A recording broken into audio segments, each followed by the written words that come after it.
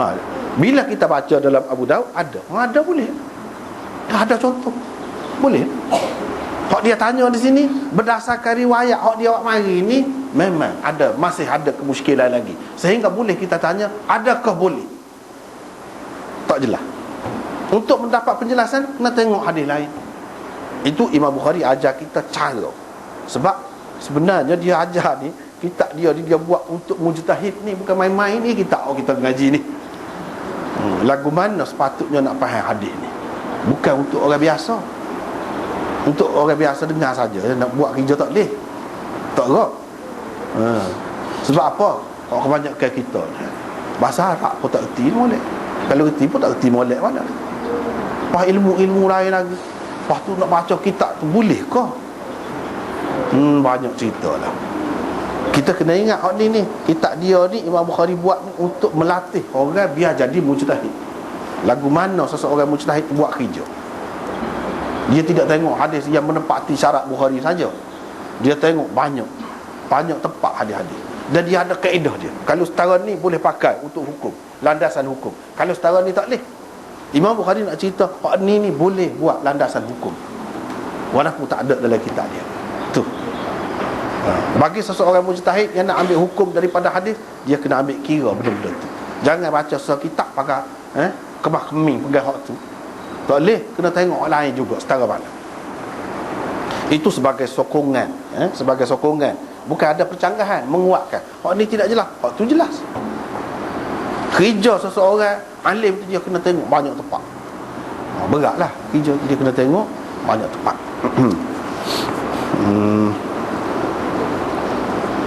Ketiga, Imam Bukhari sering kali menggunakan perkataan hal apabila sesuatu hadis mempunyai beberapa kemungkinan. Orang panggil ihtimalat. Ada banyak ihtimalat seperti dapat anda lihat pada hadis Aisyah di atas. Imam Bukhari juga kerap menggunakan perkataan hal apabila sesuatu hadis kelihatan berlawanan dengan hadis yang lain. Metod ini digunakan oleh Bukhari untuk mengasah fikiran pembacanya dalam menanggapi sesuatu hadis. Tu tujuan. Dulu kita sudah baca dah kan, hadis Ummu Salamah tidur sekali dengan Nabi. Bila dia bagi kotor, cepat-cepat aku bangun pergi. Nabi kata, mari kotor kau, aku pergi ambil kain lain suku pakai. Situ kan, kira-kira ni hadis Aisyah ni tak ada ni. Dia kata kita tak ada. Dia kata, cuba baca, pernah kami mempunyai hanya sehelai kain sahaja. Kain itulah juga yang dipakai semasa berhaid. Jika kain itu terkena sedikit darah, kami akan gini-gini. Tak apalah. Di sini dia sebut hanya satu kain saja. Dalam hadis Ummu Salamah dia kata ada dua. Hak pakai pada ketika haid itu suku. Ketika tidak haid suku. Tak timbul dalam masalah kena haid kau tidak kena haid, namun kau tidak pakai pada masa haid. Bila begitu nampak bercanggah. Sebab itu Imam Bukhari dia buat hal. Ada kalanya Imam Bukhari ni kalau dia nak menunjukkan banyak kemungkinan, hadis ni banyak kemungkinan, lepas tu nampak bercanggah dengan yang lain. Untuk menghilangkan percanggahan itu, kita boleh kata Aisyah kata, dia kata pernah suatu ketika susah lah, sampai setara tu susah orang Islam ni hanya ada kain selah. Isteri Nabi sendiri kain selah. Kalau kena darah basuh. Dan dia tidak guna tu tak boleh lah nak semaya juga. Kalau nak guna tu dah ada selah, tak semaya, mesti basuh. Kan ada tu makna basuh tu. Bila basuh suci dah lah. Bila suci boleh buat semaya walaupun selah pun. Ummu Salamah tu dia kata ada dua ketika senang. Ada ketikanya bila senang selepas daripada Islam ni jadi meluas, dan satu demi satu wilayah orang-orang kafir tu jatuh ke tangan Islam, tangan Nabi SAW dengan sahabat-sahabat dia. Ketika tu senang. Bila senang tu ada kain suku-suku. Menunjukkan kita dalam keadaan senang boleh pakai kain banyak, ni untuk ni untuk ni, boleh, tidak salah. Tidak ada percanggahan. Setengah ulama kata tidak ada percanggahan hadis Aisyah dengan hadis Ummu Salamah. Hadis Ummu Salamah tu kata kain, pergi ambil kain lain, bukan kain yang sempurna. Kain untuk pakai tutup bahagian keluar darah tu saja, sebab kita kata tuala. wanita tu setara tu je kain yang dimaksudkan, bukan kain sebenar-benar kain yang menutup aurat tu dah. Jadi tidak bercanggah dengan hadis Aisyah ni kata ada kain yang boleh dipakai yang menutup aurat tu. Hadis Aisyah ni tidak menafikan ada tuala perempuan tu untuk menahan darah, itu tidak menafikan. Tapi waktu tu tak pada nak sebut sebagai kain sebab tidak lengkap, hanya boleh menutupi bahagian kemaluan tu saja je. Sebab tu dia kata so je kain, bukan bermakna pada ketika ni so kain sungguh, tapi waktu tu tidak layak. Macam kita kata kain kain apa ni, cebisan kain gitu je. Tapi Ummu Salamah kata kain juga, sebab memang kain pun, walaupun cebisan pun kain juga. Kalau lagu tu kedua-duanya boleh dijamakkan, sama ada dengan cara tadi kita kata ketika susah, ketika senang, ataupun hak tu sebut dua kain tu sebab yang berbeza. Pada ketika tidak mari kotak memang tak pakai hak tu. Bila mari kotak baru pakai hak tu. Dan kain itu sebenarnya tidaklah kain yang sempurna, yang lengkap, tidak. Yang Aisyah sebut ni kain ni dia tak bilas hak tu, bukan makna hak tu tak ada. Hak tu tak ada. Hak tu pun ada juga untuk menahan darah tu, sekadar tu ada. Itu Imam Bukhari buat tajuk hal adakah. Dia nak isyarat kepada hak tu. Semua ni lagu ni hak ni kaedah ni. Kaedah dia semula kalau jumpa hal ni kena ingat lagu ni.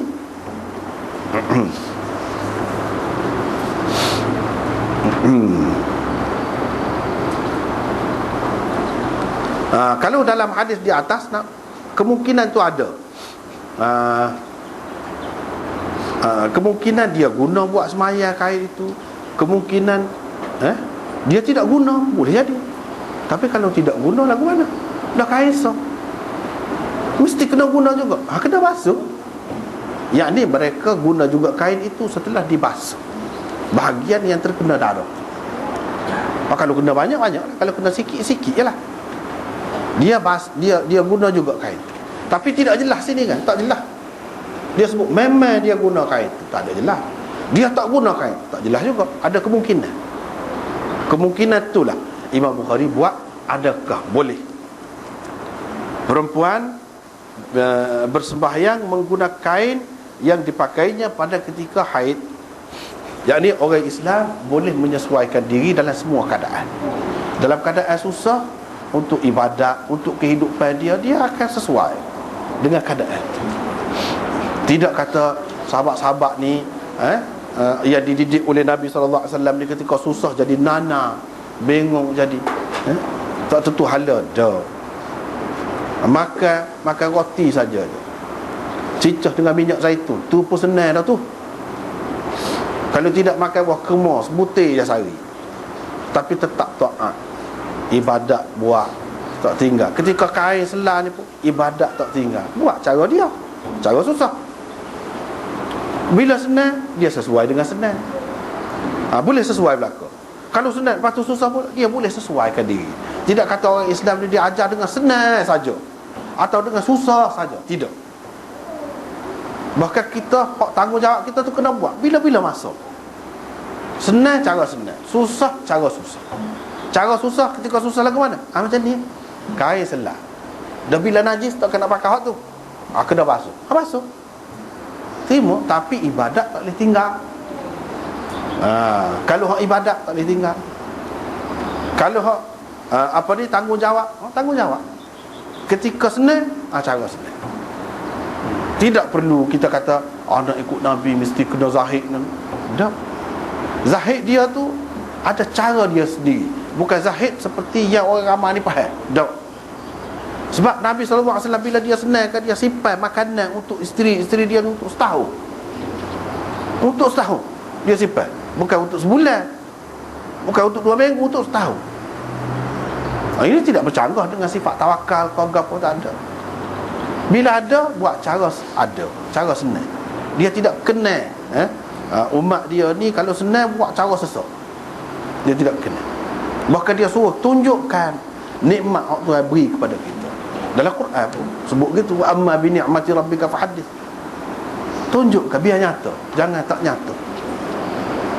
Jangan tak ada faedah, seseolahnya tak ada nilai hak Tuhan beri. Apa-apa pun dia kena gitu duduknya. um,